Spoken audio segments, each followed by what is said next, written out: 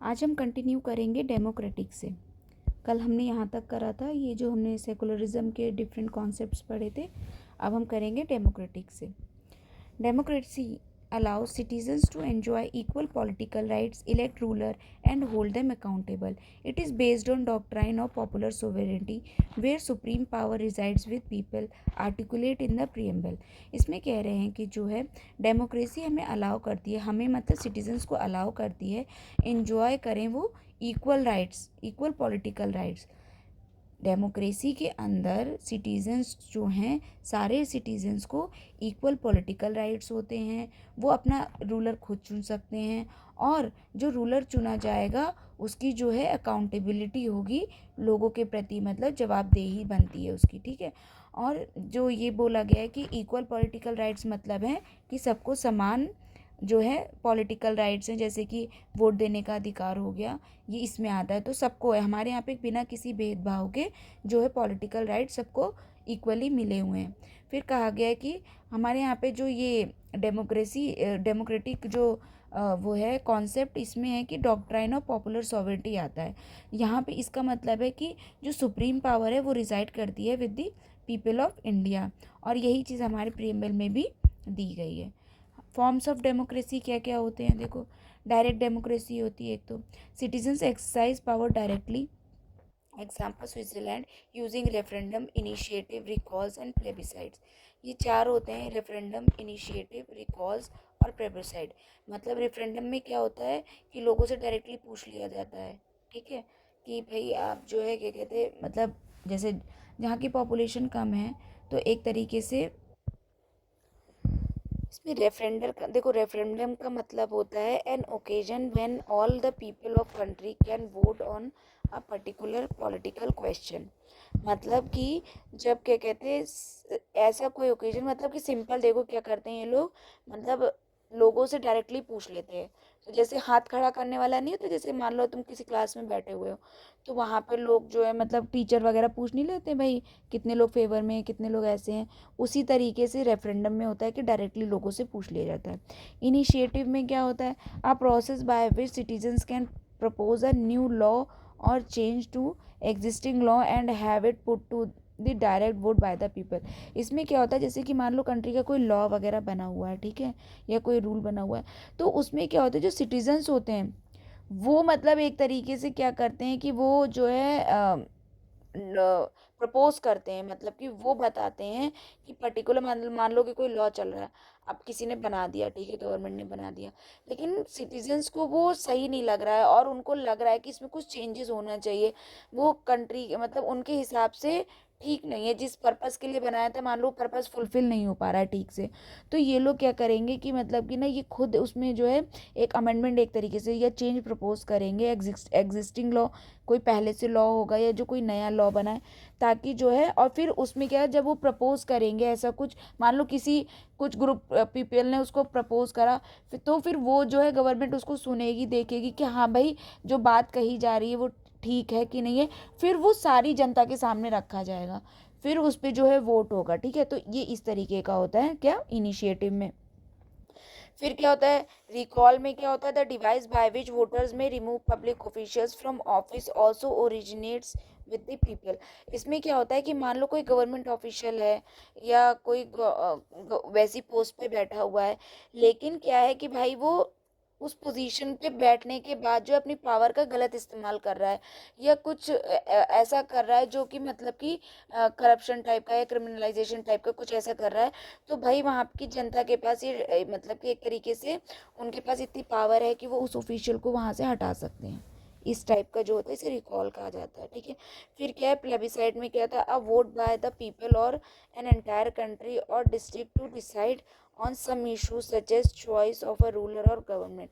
यहाँ पे क्या होता है कि मतलब जैसे कि पर्टिकुलर किसी चीज़ के बारे में डिसाइड करना है, कोई इशू हो या कोई मतलब मान लो कि कोई रूलर ही चेंज करना है या नहीं करना है, ये जो है पूरा जो है एंटायर कंट्री, मतलब ये सब चीज़ें जो है ना ये थोड़ी जगह के लिए भी हो सकती हैं, ग्रुप में डिवाइड करके फिर उस पर प्रपोज किया, ये पूरी कंट्री पे लागू होते हैं, वहाँ पे पूरा डायरेक्टली पूछ लिया जाता है कि भाई पर्टिकुलर इंसान प्राइम मिनिस्टर बनना चाहिए, इस टाइप में मतलब एक तरीके से बनना चाहिए या नहीं बनना चाहिए, तो लोग फेवर में वोट करें या अगेंस्ट में।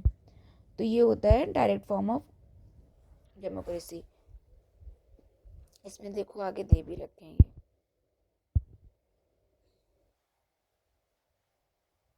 इसमें देखो क्या इनिशिएटिव में है ना, citizen propose statute send to the legislator on put on the ballot, वही डायरेक्ट वाला है। रिकॉल में क्या होता है कि voters can remove public official, और रेफरेंडम क्या है, वोटर्स एक्सेप्ट और रिजेक्ट द लेजिस्लेशन, मतलब कि आपने कोई वो बनाया लॉ वगैरह तो उसको एक्सेप्ट करेंगे रिजेक्ट करेंगे, ये वोटर्स पे डिपेंड करता है। प्लेबिसाइड में डायरेक्ट होता है, आप डायरेक्ट पूछ लेते हैं। इनडायरेक्ट डेमोक्रेसी में क्या होता है, elected representatives governs parliamentary and presidential system. इसमें क्या होता है, जैसे जो हमारे यहाँ पे एक तरीके की, इसको इनडायरेक्ट डेमोक्रेसी कहते हैं। इसमें क्या होता है, जैसे हम जो है मेंबर्स चुन के भेजते हैं, वोट डालते हैं, फिर मेंबर्स चुन के जाते हैं, तो वो जाके हमारे तरफ से क्या कहते हैं, कंट्री को रन करते हैं या कंट्री को चलाने में जो है फिर वो लॉज वगैरह बनाते हैं। इंडियन डेमोक्रेसी क्या है, a representative parliamentary democracy with an accountable executive feature, includes universal added franchise, periodic elections, rule of law, independent judiciary and non discrimination. Indian democracy किस तरह की, इसमें क्या होता है कि जो रिप्रेजेंटेटिव्स हैं पार्लियामेंट्री डेमोक्रेसी के, with an accountable exercise feature include, हमारे यहाँ पे क्या है, यूनिवर्सल एडेड फ्रेंचाइज का कॉन्सेप्ट है, मतलब सबको वोट देने का अधिकार, 18 साल से कोई भी हो बड़ा, उसको वोट देने का अधिकार है। इससे कोई मतलब नहीं कि वो किस कास्ट का है, किस क्रीड का है, कौन से सेक्शन ऑफ द सोसाइटी को बिलोंग करता है। फिर आता है पीरियोडिक इलेक्शन, हमारे यहाँ पे जो है एक टाइम पीरियड फिक्स है कि भाई इसके बाद जो है इलेक्शंस होने ही होने, या फिर एक तरीके का मतलब प्रोसीजर है, फॉलो किया जाता है। मान लो अगर ऐसी कंडीशन हुई तो इलेक्शन होंगे, वैसी कंडीशन हुई तो इलेक्शन हुई, लेकिन पीरियोडिक जो है वो फिक्स है कि भाई इतने टाइम के बाद तो इलेक्शन होने ही होने। फिर क्या है, रूल ऑफ लॉ, लॉ का रूल चलता है। इंडिपेंडेंट जुडिशरी है, जुडिशरी इंडिपेंडेंस है, बिना किसी दबाव के, और किसी भी प्रकार का कोई डिस्क्रिमिनेशन नहीं है। फिर क्या है, comprehensive approach encompasses political social and economic dimension.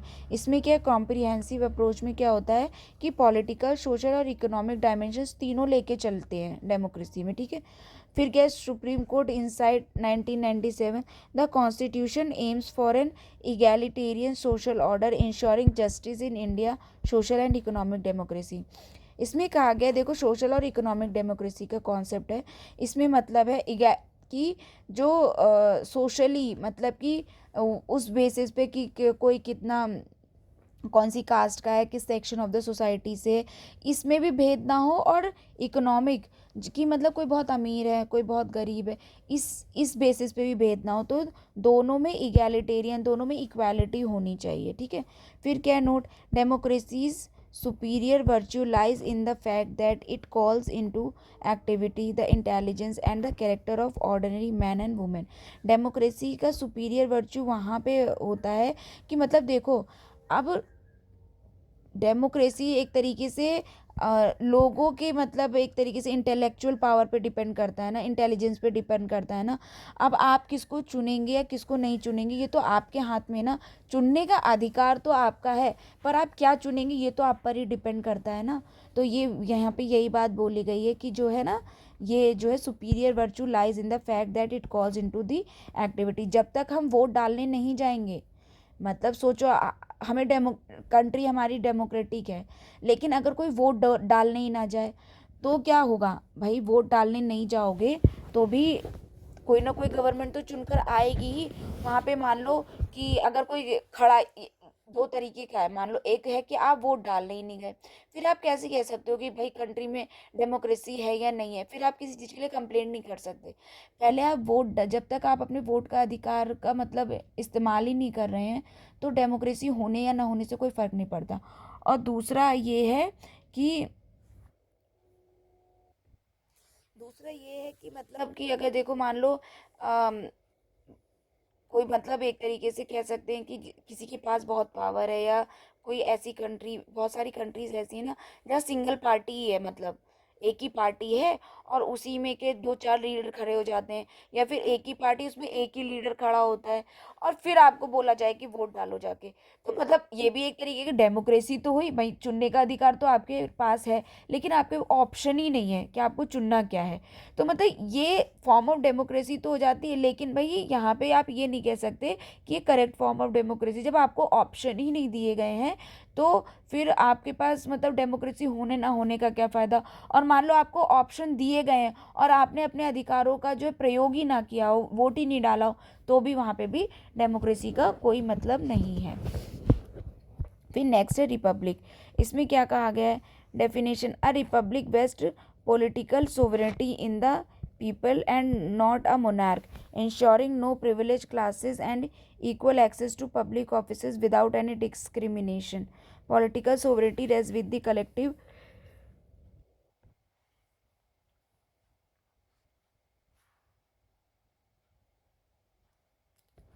citizenry, fostering equality and inclusivity in governance.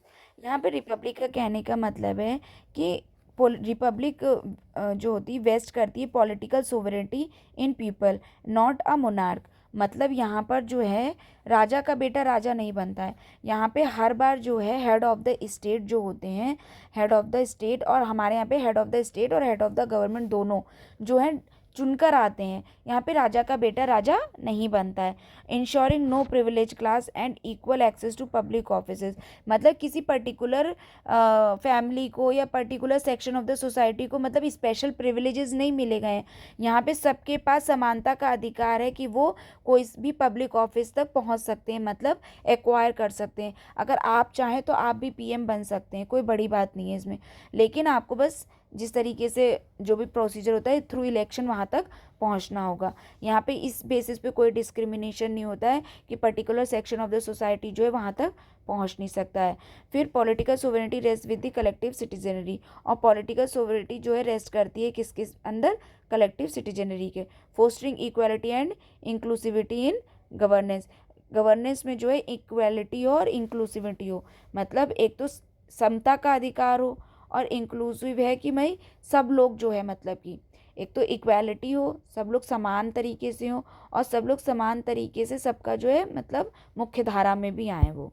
फिर इंडियन रिपब्लिक है, हेड ऑफ द स्टेट जो होता है president is indirectly elected for a fixed 5 year term as stated in article 56 source Indian constitution. इसमें क्या है, Indian Republic में क्या कहा गया है, जो हेड ऑफ द स्टेट है वो इनडायरेक्टली इलेक्टेड होता है। इनडायरेक्टली इन द सेंस, मान लो हम लोग जो है क्या कहते हैं, लेजिस्लेटिव जो असेंबली होती है उसके मेंबर्स को चुन के भेजते हैं, या जो भी हमारे निचले सदन होते हैं, फिर उसके बाद वो लोग इस सदन के, और जो लोकसभा के मेंबर्स भी हैं या राज्यसभा के मेंबर हैं वो भी हम ही चुन के भेजते हैं। तो इन्हीं में से जो हमारे चुने हुए मेंबर्स होते हैं उन्हीं में के कुछ लोग जो है मतलब जो एक प्रॉपर सिस्टम बताया गया है उसके अकॉर्डिंग वो लोग जो है क्या कहते हैं फिर आगे प्रेसिडेंट को चुनते हैं। ठीक है, फिर नेक्स्ट दिया गया है जस्टिस। जस्टिस में है कि it is the idea that all people should be given fair, equal और बैलेंस कंसिडरेशन एंड ट्रीटमेंट, मतलब सारे लोगों को, जितने भी पीपल हैं उनके पास फेयर, इक्वल और बैलेंस कंसिडरेशन हो और ट्रीटमेंट हो, मतलब कि उन सबको इक्वली कंसीडर किया जाए और उनके साथ एक जैसा व्यवहार हो। The idea of providing social, economic and political justice in the preamble is influenced by the Russian revolution 1917 का। जो रशियन रिवॉल्यूशन था वही हमारा प्रीएम्बल जो है उसी से इन्फ्लुएंस्ड है, और इसीलिए हमारे प्रीएम्बल में जो है इससे इन्फ्लुएंस होकर ही सोशल, इकोनॉमिक और पॉलिटिकल जस्टिस के कॉन्सेप्ट दिए गए हैं। सोशल जस्टिस मतलब कि भाई सोशली तौर पर किसी के पास डिस्क्रिमिनेशन ना हो, कि वो जो है एक तरीके से जस्टिस से वंचित रह गया है, ना ही इकोनॉमिक होना चाहिए और ना ही पॉलिटिकल मतलब कि पॉलिटिकली भेदभाव ना हो, ना इकोनॉमिक भेदभाव हो और ना सोशली भेदभाव हो।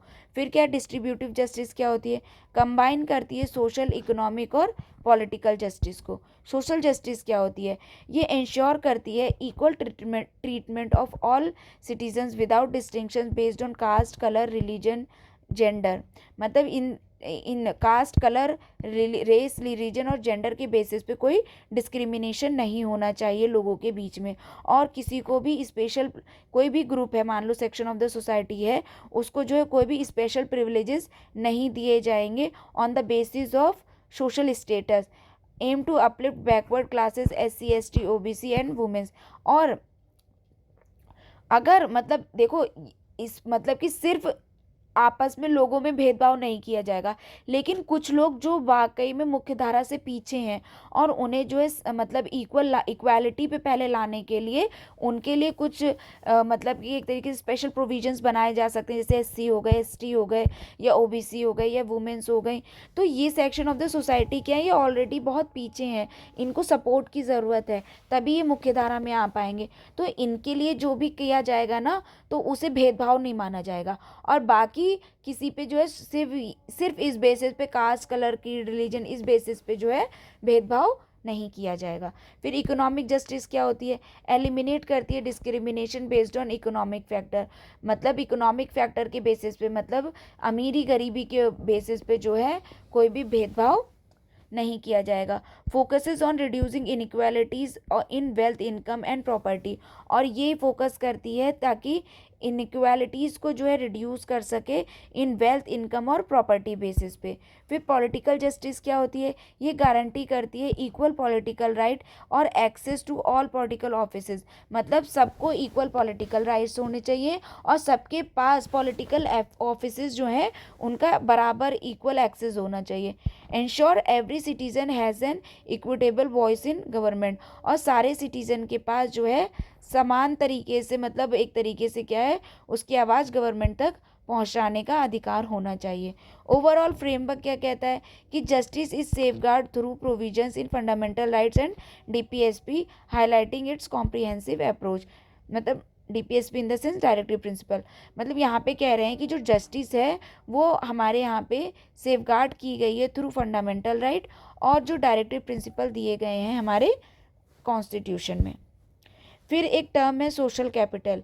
It is popularised by Robert Putnam, refers to the network with the shared norms, values and understanding that facilitate cooperation। इसमें क्या है, ये वाला जो कॉन्सेप्ट है सोशल कैपिटल, ये पॉपुलराइज किया गया था रॉबर्ट पुटनम द्वारा। इसको ये कहता है कि ये एक नेटवर्क है with shared norms, values and understanding that facilitates cooperation. मतलब it includes trust, mutual understanding and shared values that foster community and cooperative action. मतलब जो आपस में जो है ना एक तरीके से कोऑपरेशन रखते हैं हम लोग, किस बेसिस पे कि भैया इट इंक्लूड्स ट्रस्ट होना चाहिए, भरोसा है, म्यूचुअल अंडरस्टैंडिंग है और वैल्यूज शेयर करते हैं ताकि कम्युनिटी और कोऑपरेटिव एक्शंस पे काम किया जा सके। मतलब उस तरीके से आपस में जो है कोऑपरेट कर सके। Literacy rate and working age population size are example of the human capital. Human capital मतलब होता है, पहली बात तो ह्यूमन कैपिटल वो वाली मतलब ह्यूमन जो एक तरीके से ना देश के डेवलपमेंट में योगदान दे रहे हैं, उनको ह्यूमन कैपिटल कहते हैं। ठीक है, तो ये कहा गया है कि लिटरेसी रेट और वर्किंग एज पॉपुलेशन जो है ये एग्जाम्पल हैं ह्यूमन कैपिटल के। Building and infrastructure represent physical capital. और जो बिल्डिंग और इंफ्रास्ट्रक्चर, मतलब देखो कैपिटल का मतलब सिंपल सा होता है ना, जहाँ से फ़ायदा हो रहा है, जो ग्रोथ में, डेवलपमेंट में जो है हेल्पफुल है। ठीक है, तो जो फिजिकल कैपिटल होती हैं उसमें बिल्डिंग हो गई, इंफ्रास्ट्रक्चर हो गए, हॉस्पिटल्स वगैरह वाले इंफ्रास्ट्रक्चर हो गए, स्कूल हो गए, या जो फ्लाईओवर्स, ब्रिजेस ये सब बनते हैं ना, ये देश के डेवलपमेंट में काम आते हैं। ठीक है, डिफरेंट डिफरेंट बिल्डिंग्स हो गई, ऑफिसेज हो गई, ये मॉडर्न टेक्नोलॉजी को इन्हांस करते हैं, इसके थ्रू डेवलपमेंट आगे होता है। और ह्यूमन कैपिटल फिर क्या हुआ कि भैया वो वाली पॉपुलेशन जो क्या कहते हैं देश को मतलब डेवलपमेंट में जो है कारगर है। फिर नेक्स्ट टॉपिक दिया गया है लिबर्टी। इसकी मतलब है कि liberty means absence of restraints on the activities of individual. मतलब ये किसी तरीके का कोई भी रिस्ट्रिक्शन नहीं लगाती है इंडिविजुअल एक्टिविटीज़, मतलब इंडिविजुअल जो है फ्री है अपने आप में, वो जो चाहे कर सकता है। लेकिन जो चाहे करने का मतलब है कि वो मतलब ऐसा कोई भी काम ना करे जो किसी दूसरे की फ्रीडम को हानि पहुंचाए। मतलब आप अपने डेवलपमेंट के लिए, आप अपने ग्रोथ के लिए बिल्कुल जो चाहे वो कर सकते हैं, कोई भी ऑक्यूपेशन अपना सकते हैं, राइट टू स्पीच है आपके पास देश भर में इधर उधर जाने का अधिकार है, ठीक है। आप अपने अपने डेवलपमेंट के लिए सब कुछ कर सकते हैं, लेकिन आपका डेवलपमेंट किसी और के लिए जो है हानिकारक ना हो, नेगेटिव ना हो, वो तब तक आप अपने आप में फ्री हैं। वरना अगर आप ऐसा कुछ करेंगे तो फिर ऊपर से जो है आप पर रिस्ट्रेंट लगाया जाएगा। It grants individual the freedom to make choices and pursue activities without restriction, promoting personal growth and development of unique personalities. मतलब वही बात है कि ये ग्रांट करती है आपको अपनी फ्रीडम, आप अपने हिसाब से चॉइसेस बना सकते हैं, परस्यू कर सकते हैं कोई भी एक्टिविटी बिना रिस्ट्रिक्शन के, ताकि आप प्रमोट कर सकते हैं ताकि आप अपने प्रमोट कर सकें अपनी पर्सनल ग्रोथ और डेवलपमेंट, ताकि आप अलग सी पर्सनैलिटी के रूप में अपना डेवलपमेंट कर सकें। The ideals of liberty, equality and fraternity in the preamble are inspired by French revolution. और जो लिबर्टी, इक्वलिटी और फ्रेटर्निटी वाले कॉन्सेप्ट हैं प्रियम्बल में, ये जो हैं फ्रेंच रिवोल्यूशन द्वारा प्रभावित हैं। Where there is no law there is no freedom, for liberty is to be free from restraint and violence from others which can not be where there is no law. ये किसने कहा था? John Locke ने। कि where there is no law, जहाँ पे कोई law नहीं होगा और कोई फ्रीडम नहीं होगी, for liberty is to be free from restraint, तो मतलब वहाँ जहाँ कहीं कोई लॉ नहीं होगा वहाँ पे कोई फ्रीडम नहीं होगी। और लिबर्टी जो है to be free from restraint and violence from other, liberty का मतलब है कि आप किसी भी प्रकार के किसी भी मतलब कि रिस्ट्रिक्शन से मुक्त रहें, और वायलेंस फ्रॉम अदर्स, दूसरों के से जो भी वायलेंस होती है उससे भी मुक्त है, which can not be where there is no law, और ऐसा वहाँ पे नहीं हो सकता जहाँ पे लॉ ना हो। मतलब कहने का है सिंपल सा मतलब कि अगर लॉ नहीं होगा तो आपको फ्रीडम नहीं होगी। सोचिए अगर कोई रूल या लॉ बने ही ना हो तो सब लोग एक तरीके से ऐसे बिहेव करने लगेंगे ना, सब अपना अपना फ़ायदा देखेंगे, ठीक है, कोई किसी के बारे में सोचेगा नहीं, तो आपके पास अपनी फ्रीडम रह कहाँ जाएगी? आप पर कोई ना कोई जो सत्ता में है, जो पावर में है, वो आप पर फिर दबाव बनाने की कोशिश करेगा, आपकी फ्रीडम छीनने की कोशिश करेगा, क्योंकि हर कोई अपने आप को फ्री रखना चाहता है, लेकिन कोई किसी और को वो ताकत नहीं देना चाहता है। तो कह रहे हैं कि फ्रीडम होने के लिए लॉ ज़रूरी है, लेकिन मतलब अगर कहीं पर ये कह रहा है कि अगर लॉ नहीं होगा तो कोई फ्रीडम नहीं होगी, और आप किसी भी मतलब कि liberty is to be free from restraint, जब तक कि वहाँ पे कोई लॉ नहीं होगा, ठीक है। ये ऐसा जॉन लॉके ने कहा है। प्रीएम्बल प्रोविजन क्या है? Secure the liberty through thoughts, expression, belief, faith, and worship, and emphasizes that liberty is not absolute. It must be exercised within constitutional limitations qualified. मतलब जो सोर्सेज हैं लिबर्टी के, thought, expression, belief, faith and worship, and emphasises that liberty is not absolute, मतलब liberty जो है पूरी तरीके से एब्सोल्यूट नहीं है। It must be exercise within the constitutional limitations, मतलब जो है कॉन्स्टिट्यूशन लिमिटेशंस हैं लोगों के ऊपर। Fundamental rights related to liberty are legally protected and enforceable in court, और जो फंडामेंटल राइट हैं जो रिलेटेड है लिबर्टी से, वो जो है लीगली प्रोटेक्टेड है और एनफोर्सेबल हैं कोर्ट से, कोर्ट द्वारा एनफोर्सेबल किए जा सकते हैं। फिर क्या दिया गया? टाइप्स ऑफ लिबर्टी क्या होती है? एक होती है negative liberty, focuses on the absence of interference, ensuring individual are free from obstacles and constraints. Negative liberty में होता है कि कोई किसी भी प्रकार का इंटरफेरेंस जो है नहीं होता है, वहाँ पे इंश्योर करता है कि इंडिविजुअल पूरी तरीके से फ्री रहे बिना किसी ऑब्स्टेकल और कॉन्स्टेंट के। और पॉजिटिव लिबर्टी वो होती है freedom to act in a way that allows individual to take control of their lives and achieve their fundamental purpose, emphasising the importance of community. Positive liberty में क्या होता है कि मतलब आप अलाउड हैं, इंडिविजुअल जो है अलाउ है टू कंट्रोल देयर लाइफ, वो अपनी लाइफ कंट्रोल कर सकता है, अचीव कर सकता है अपने फंडामेंटल पर्पस, लेकिन एम्फेसाइज करेगा इंपॉर्टेंस ऑफ द कम्युनिटी, मतलब इंडिविजुअल राइट्स की इम्पोर्टेंस है, लेकिन आप कम्युनिटी के जो सारे राइट हैं उनको दांव पर नहीं लगा सकते। मतलब आप अपने पर्सनल बेनिफिट के लिए बहुत सारे लोगों को मतलब कि एक तरीके से नुकसान नहीं पहुंचा सकते, ठीक है। फिर नेक्स्ट टॉपिक है इक्वालिटी। इक्वालिटी का मतलब है equality signifies the absence of special privileges and ensure equal opportunities for all individual free from discrimination. Equality क्या कहती है कि ये डेफिनेशन है कि equality signifies the absence of special privileges, मतलब किसी को भी स्पेशल प्रिविलेजेस नहीं दी जाएंगे और सबको इक्वल अपॉर्चुनिटी दी जाएगी, हर इंडिविजुअल को बिना किसी डिस्क्रिमिनेशन के। प्रीएम्बल प्रोविजन क्या है? The preamble guarantees equality of status and opportunities across 3 dimension, civil, political and economic. जो हमारी प्रीएम्बल है उसमें प्रोविजन क्या दिया गया है इक्वालिटी को लेके, कि हमारी प्रीएम्बल गारंटी करती है इक्वालिटी ऑफ स्टेटस और अपॉर्चुनिटी। स्टेटस की इक्वालिटी होनी चाहिए और अपॉर्चुनिटीज़ भी बराबर तरीके से मिलनी चाहिए सबको। और इनके 3 डायमेंशन है, एक सिविल, पॉलिटिकल और इकोनॉमिक। मतलब सिविक लेवल पे, पॉलिटिकल लेवल पे और इकोनॉमिक लेवल पे, तीनों लेवल पे जो है आपको स्टेटस और अपॉर्चुनिटी की इक्वालिटी मिलनी चाहिए। सिविक इक्वालिटी क्या होती है? Ensures equality before the law, article 14। Prohibits discrimination, article 15। Provide equal opportunity in public employment, article 16। और एबॉलिश करती है अनटचेबिलिटी, आर्टिकल 17।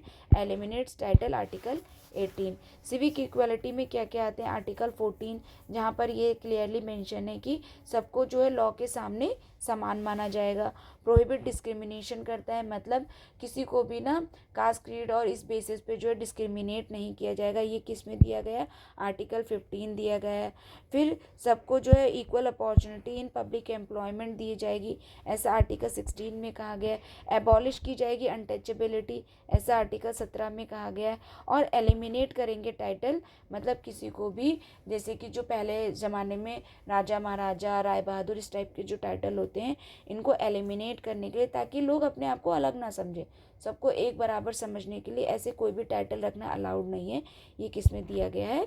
आर्टिकल 18 में। तो ये सब क्या इंश्योर करते हैं? Civic equality. फिर पॉलिटिकल इक्वालिटी क्या होती है?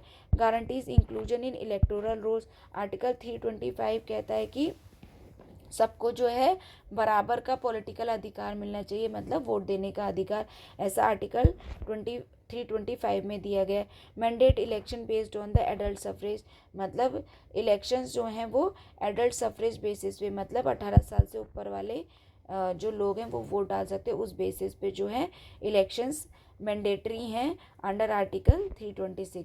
फिर इकोनॉमिक इक्वालिटी क्या होती है? ये सिक्योर करती है equal rights to livelihood and equal pay for equal work under article 39, promoting a fair and just society in India.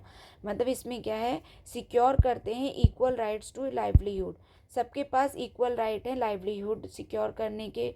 फिर equal pay for equal work, हर किसी को, अगर आप बराबर का काम कर रहे हैं तो आपको बराबर का पेमेंट भी मिलेगा अंडर आर्टिकल 39।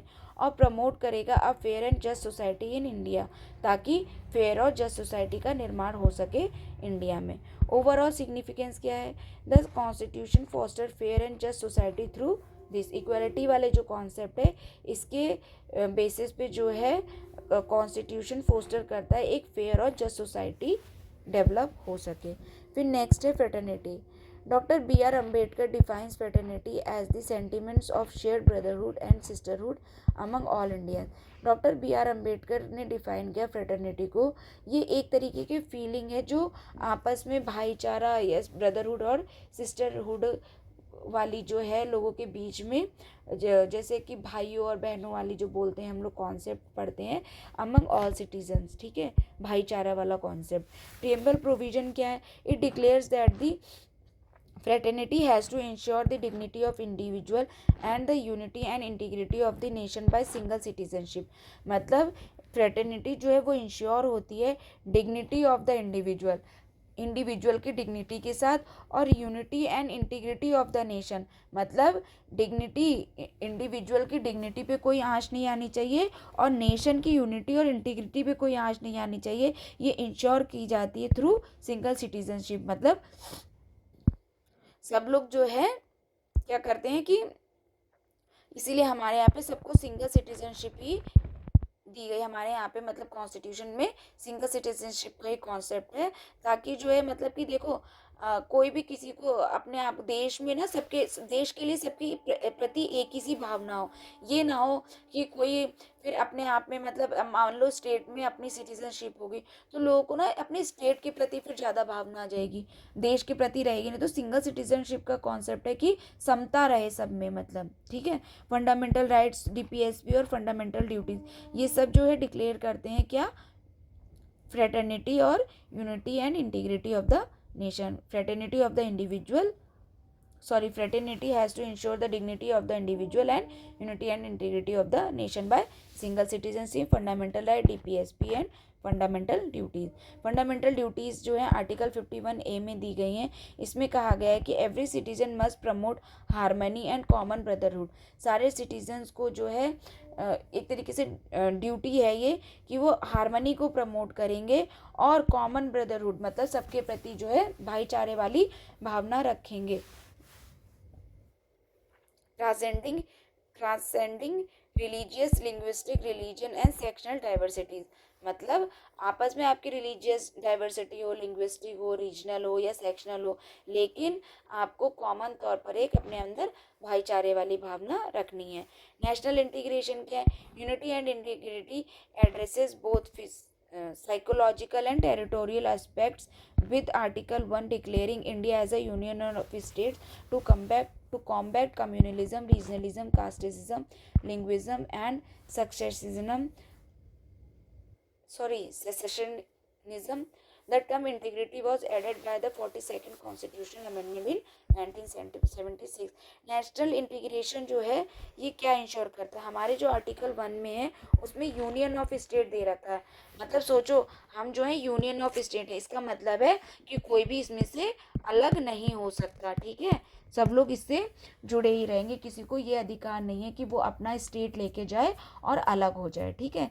तो ये इंश्योर करता है क्या? Unity and integrity of the nation, ताकि लोग जो है कम्युनलिज्म बेसिस पे या रीजनल बेसिस पे या जो कास्टिज्म या लिंग्विस्टिक बेसिस पे अपने आप में भेदभाव ना कर सकें। और जो द टर्म इंटीग्रिटी है वो ऐड किया गया था 42 कॉन्स्टिट्यूशनल अमेंडमेंट द्वारा 1976 में।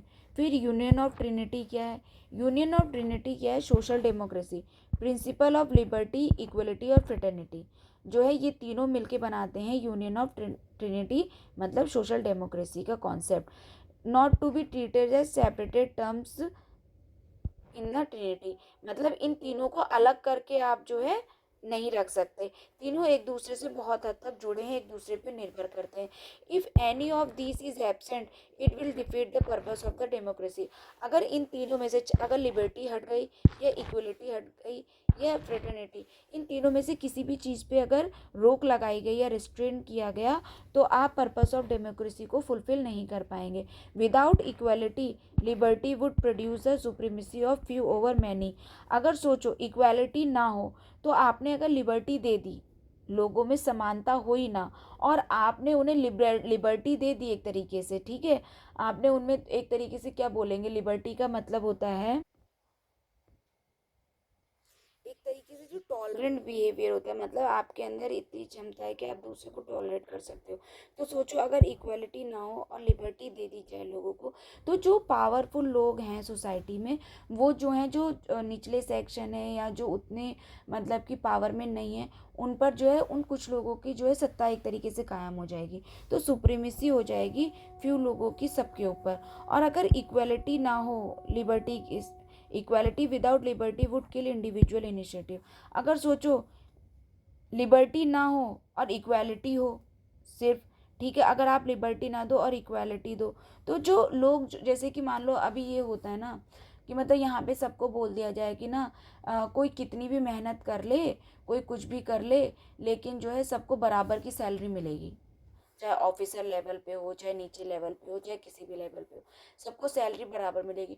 तो कोई रिस्पॉन्सिबिलिटी क्यों लेना चाहेगा ज़्यादा, जब उसको ये पता है कि मैं ज़्यादा काम करूँगा तब भी मुझे उतना ही मिलने वाला है, मैं ज़्यादा मेहनत करूँगा तब भी मुझे उतने ही पैसे मिलने वाले हैं। तो सोचो कि मतलब कि वो फिर ज़्यादा एफर्ट करना ही बंद हो जाएगा। तो ऐसे में क्या होगा कि सब लोग एक तरीके से निकम्मे टाइप के हो जाएंगे, मतलब वो फिर चाहेंगे क्योंकि मतलब कि हम कुछ भी एफर्ट करें। तो उसी तरीके से कि अगर आपने सिर्फ इक्वालिटी कर दी और लिबर्टी नहीं की तब भी काम नहीं चलेगा, और आपने सिर्फ लिबर्टी दे दी और इक्वालिटी नहीं की तो भी काम नहीं चलेगा, और इन दोनों के बिना फ्रेटर्निटी का भी कोई मतलब नहीं रहेगा। तो इस तरीके से इसको यूनियन ऑफ ट्रिनिटी कहा जाता है, मतलब ये तीनों एक दूसरे पर डिपेंडेंट हैं और एक दूसरे के बिना इनका जो है कोई वजूद नहीं है। अब ये supreme court cases related to the preamble ये हम नेक्स्ट वीडियो में करेंगे, या फिर रुको इसको इसी में कंप्लीट कर लेते हैं, बस इतना सही है। चलो supreme court cases related to the preamble क्या क्या है। पहला है बेरूबारी यूनियन केस 1966 का।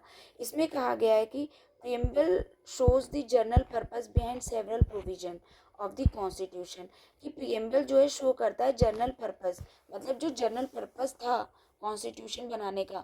तो एक तरीके से अगर कोई पूरा कॉन्स्टिट्यूशन ना भी पढ़े और सिर्फ प्रीएम्बल पढ़ ले तो भी उसे बहुत हद तक पूरे कॉन्स्टिट्यूशन में जो बेसिक फिलॉसफी है वो बहुत हद तक समझ में आ जाएगी। ठीक है। In if terms used in articles are ambiguous some assistance from the preamble could be taken for interpretation. अगर कोई भी शब्द जो है आपको लगता है या कोई आर्टिकल ऐसा लगता है आपको कि एम्बिगुअस है, तो आप जो है प्रीएम्बल की सहायता लेके उसका इंटरप्रिटेशन कर सकते हैं, उसको एक तरीके से समझ सकते हैं। ऐसी held that the preamble is not a part of the constitution. और सुप्रीम कोर्ट ने बेरूबारी यूनियन केस में ये कहा था 1960 में कि जो प्रीएम्बल जो है वो क्या कहते हैं कॉन्स्टिट्यूशन का पार्ट नहीं है। फिर Golaknath versus state of Punjab का जो केस था 1967 का, इसमें कहा गया है जो जस्टिस हिदायतुल्ला थे, हिदायतुल्ला, इन्होंने कहा कि अगर प्रोनाउंसिएशन में कुछ गलत हो तो सॉरी, मगर शायद ये हिदायतुल्ला ही लिखा हुआ है। Asserted that the preamble contains enduring principle essential for government functioning making it the eternal and unalterable essence of the constitution. इनका कहने का ये मतलब था कि जो प्रीएम्बल है वो कंटेन करता है enduring principle essential for the government functioning, ये वो वाले फंक्शन को इंड्योर करता है जो कि गवर्नमेंट की फंक्शनिंग के लिए इसेंशियल है। Make it the eternal and unalterable, मतलब कि आप इनको बदल नहीं सकते या फिर आप इनको जो है ये एक तरीके से मतलब कि बदले नहीं जा सकते, और ये मेन एसेंस है कॉन्स्टिट्यूशन का। फिर केशवानंद भारती केस 1973 में क्या कहा गया, सुप्रीम कोर्ट ने कहा कि the preamble is a part of the constitution. इन्होंने पिछले साल इन दोनों में देखो ये कह रहे थे ना कि भाई ये जो है कि प्रीएम्बल जो है पार्ट नहीं है कॉन्स्टिट्यूशन का, इसमें कहा गया कि प्रीएम्बल जो है पार्ट है कॉन्स्टिट्यूशन का। और इन्होंने अपने पहले वाले जो बेरूबारी यूनियन में जो अपना जो है क्या कहते हैं ओपिनियन दिया था उसे रिवर्स किया। ठीक है। The preamble can be amended, और प्रीएम्बल को अमेंड किया जा सकता है। अब जब पार्ट है कॉन्स्टिट्यूशन का और जब कॉन्स्टिट्यूशन अमेंड किया जा सकता है तो प्रीएम्बल भी अमेंड किया जा सकता है, subject to the condition that it should not destroy the basic structure of the constitution. बस ये ध्यान में रखना है कि कॉन्स्टिट्यूशन का बेसिक स्ट्रक्चर ना डिस्ट्रॉय हो, वहाँ तक आप अमेंडमेंट कर सकते हैं। फिर LIC ऑफ इंडिया केस जो 1995 का आया, इसमें कहा गया कि जो सुप्रीम कोर्ट है again held that the preamble is an integral part of the constitution. Preamble जो है वो इंटीग्रल पार्ट है कॉन्स्टिट्यूशन का। ठीक है। तो ये सारा था हमारा प्रीएम्बल के बारे में। अब हम नेक्स्ट चैप्टर शुरू करेंगे, क्या है state and union territories part 1 article 1 to 4। Thank you. ये अब हम नेक्स्ट वीडियो में करेंगे।